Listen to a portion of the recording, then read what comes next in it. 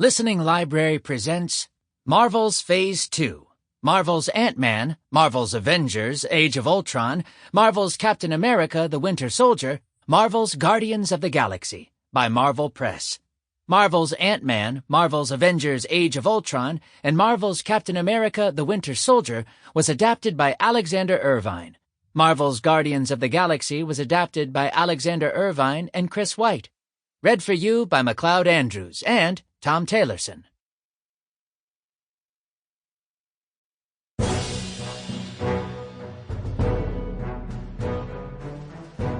Marvel Ant-Man, adapted by Alex Irvine.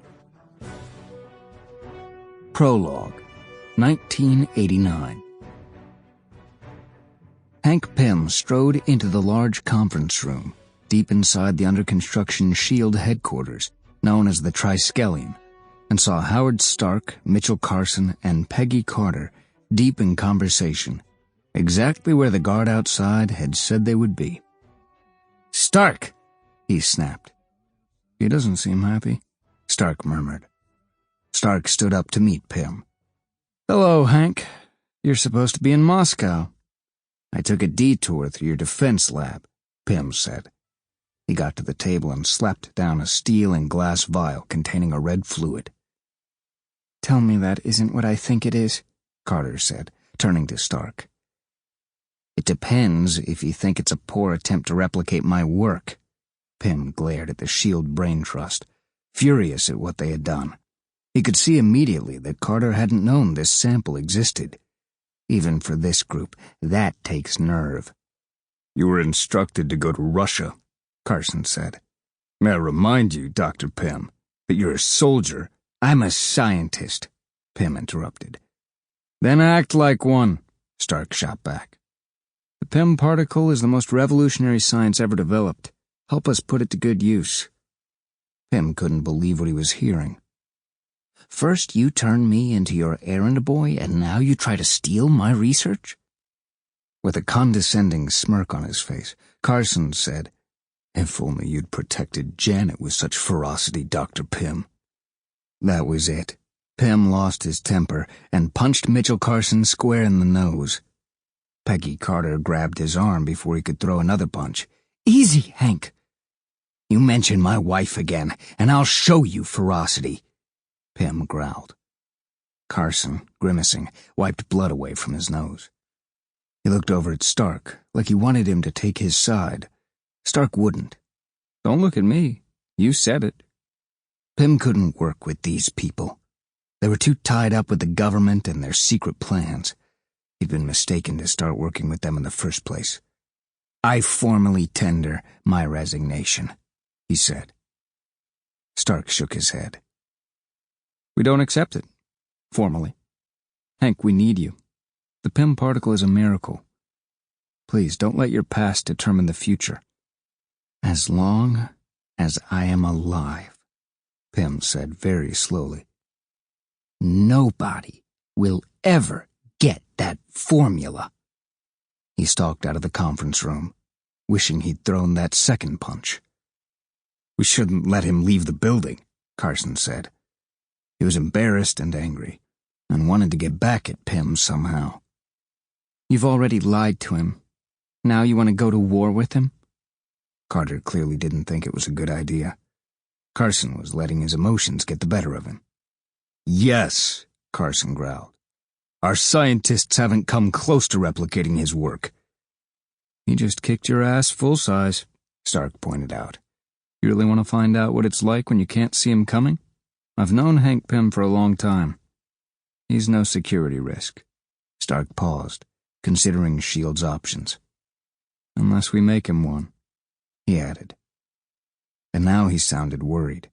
Mitchell Carson glared at Stark, but for the moment he let it go. Chapter 1. Scott Lang stood waiting for the punch to come. He was ready. It wouldn't be that bad. But then the punch landed like a hammer hitting him in the right eye, and Scott reeled back into the line of other prisoners, assembled to watch his fight with Peachy. "You like that?" Peachy taunted him. "You like that?" Come get you some. Scott went after him. He charged into Peachy, who was a lot bigger than he was, and then stood up to throw a punch into Peachy's gut. Peachy looked fat, but when Scott punched him, it was like hitting a stone wall. You didn't even move, Scott complained. Peachy shrugged. Nah. I mean, what if I come in on the left side, right? Scott stepped up to Peachy again and outlined what he was talking about, miming a half-speed punch. Just out here, and see this one, and... As Peachy looked down, Scott hit him hard with a straight right. Peachy's head snapped around, but he didn't go down. Scott didn't know what he'd have to do to him to actually knock him down. The convicts roared, and Peachy, with a little smear of blood on his lip, looked up at Scott. Uh-oh, Scott thought. Might have gone too far there. Then a broad smile broke across Peachy's bearded face. I'm gonna miss you, Scott. Scott grinned back. I'm gonna miss you too, Peachy. They exchanged handshakes and hugs. Man, you guys got the weirdest goodbye rituals. All right, break it up, the guards called. And an hour later, Scott Lang was a free man.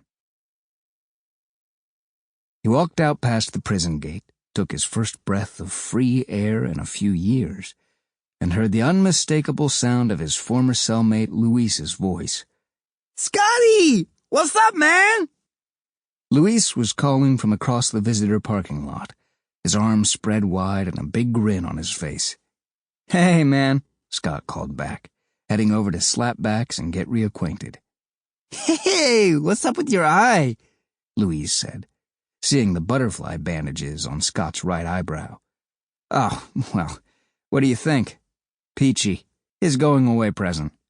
Oh, yeah, I still got my scar from a year ago, Luis said, pointing to his own right eyebrow.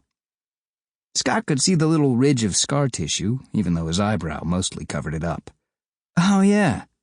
Yeah, Luis said. You know what? I'm still the only one to knock him out.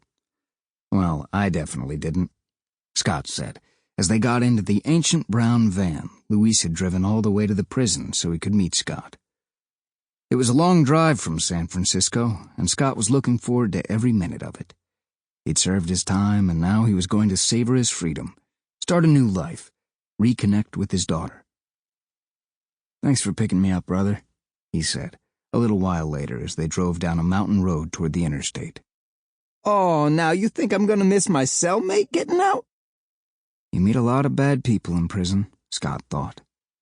But you meet some good ones, too. Luis was one of the good ones. Hey, how's your girl, man? He asked. Oh, she left me. Oh.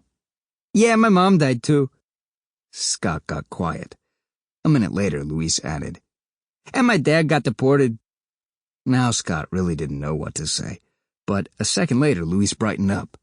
But I got the van! Scott tried to get in the spirit. Yeah, it's nice. Yeah, right? Thanks for the hookup, too, Scott added. I needed a place to stay. You wait till you see this couch, Luis said, like he was describing a room at the Ritz. You're gonna be really happy. You're gonna be on your feet in no time. Watch. I hope so. Yeah, and I gotta introduce you to some people, some really skilled people. Not interested, Scott said immediately. He knew what Luis was talking about. Luis wanted Scott to get back into the life, the same life that had landed Scott in prison to begin with. Yeah, right, Luis scoffed. Every convict says he's going straight when he gets out of jail. Scott knew that, and he also knew that most cons didn't stick to the promise. But he was going to. No, I'm serious, man. I'm not going back. I got a daughter to take care of. Luis got serious, too, which was pretty unusual for him. You know that jobs don't come easy for ex-cons, right? Look, man, I got a master's in electrical engineering, all right? Scott was looking forward to putting that degree to use. It had been a while since he'd gotten sidetracked into his life of crime. They were coming up to the bridge. San Francisco glittered in the distance. Scott felt good. I'm gonna be fine, he said. Sample complete. Ready to continue?